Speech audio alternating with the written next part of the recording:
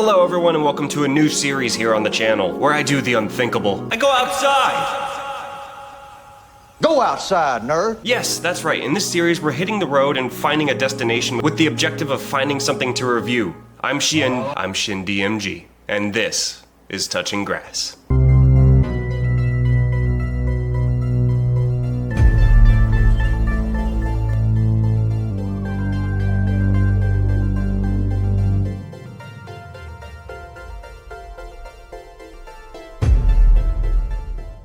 Today we're in the mystical destination of Walmart? Really? Let's head on in and see what treasures await us.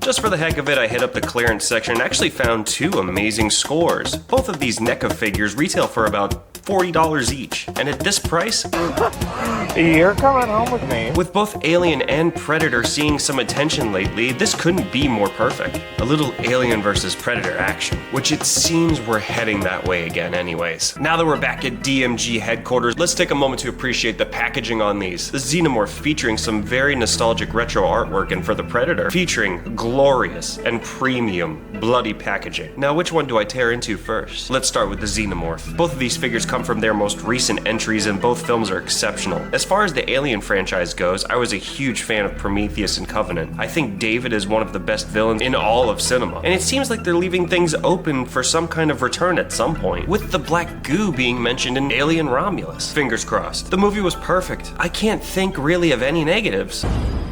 Get away from her. Oh no, you better not. You No, don't do it. bitch. Anyways, let's unbox this thing.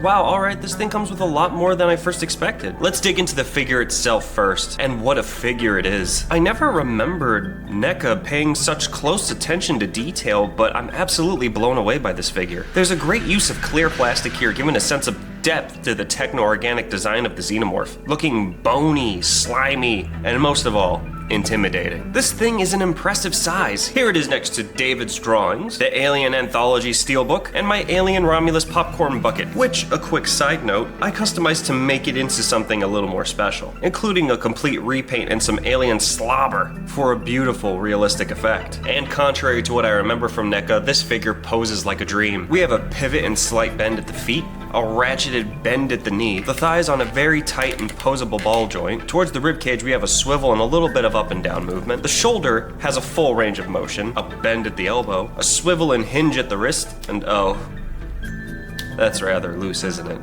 Man, I was really impressed up to this point. Moving on, the jaw can open and holy shit, its little pinky comes out. That's a penis! Which is a little strange for a color choice because when has the inner part of the alien's jaw ever been so pink? Also, there's some great attention to detail here. When you open the jaw, the little tendrils on the side move with it.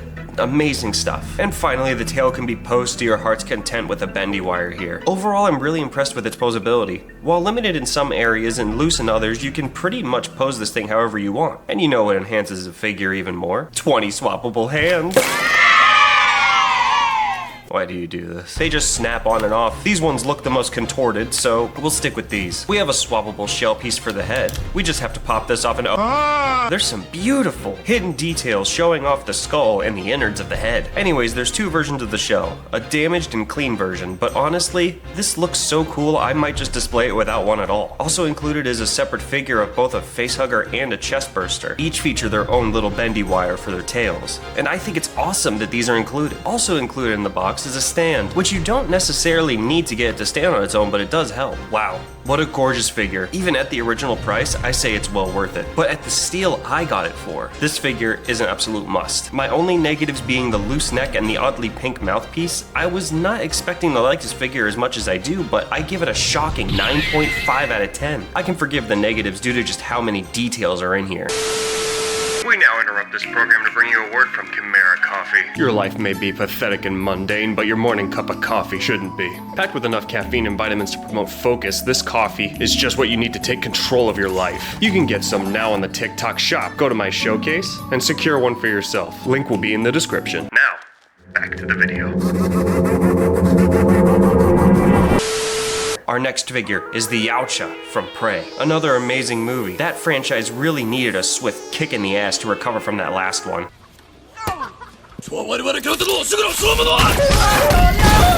I can't watch anymore. The Predator was the first time I ever left a theater pissed at what I just saw. but this was a fresh new take on the franchise, and I can't recommend this movie enough. Please tell me this movie didn't make the same mistake with another derivative quote. If it bleeds, we can kill it.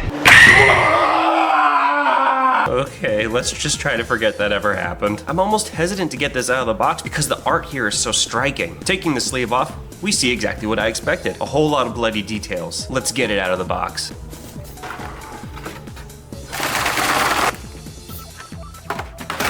Here we have our Yautja. It's fun to say, Yautja. This figure is gorgeous, and again, some great use of clear plastic here. Using it to simulate its cloaking device, it's really effective here, juxtaposed to the sheer amount of blood thrown on this thing. Beautifully recreating the scene where it takes a bubble bath in bare blood.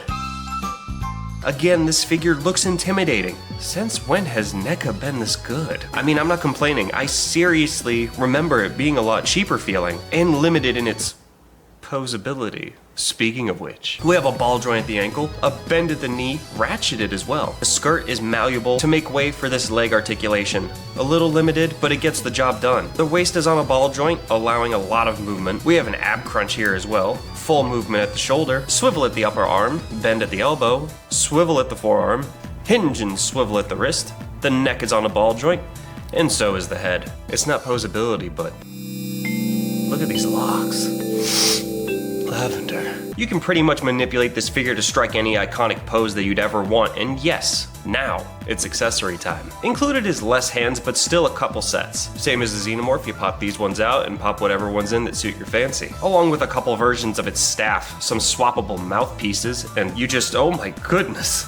These figures keep surprising me. I was not expecting the mask to actually come off. Wow, this guy is ugly. Anyways, wiggle this out and plug it in, and you have One ugly motherfucker. You also get this launcher which attaches via magnet. Perfection. I love to see that. And it comes with some blades that you can plug into the gauntlet. Armed and fully equipped, this figure looks even better. Here it is next to the Hayatoy's Godzilla, the Ling Ji-hoon Gypsy Danger, and the Xenomorph. This one is another resounding hit. I think I mark it just below its alien counterpart. The only thing holding it back is that leg posability and the fact that compared to the Xenomorph, I just adore the detail on that figure a little more than this one here. So I score this a 9 out of 10. Both of these figures blew me away. For one, I had no idea what I was gonna go in and find, and what I found was not only a bargain, but some of the best figures I have in my collection now.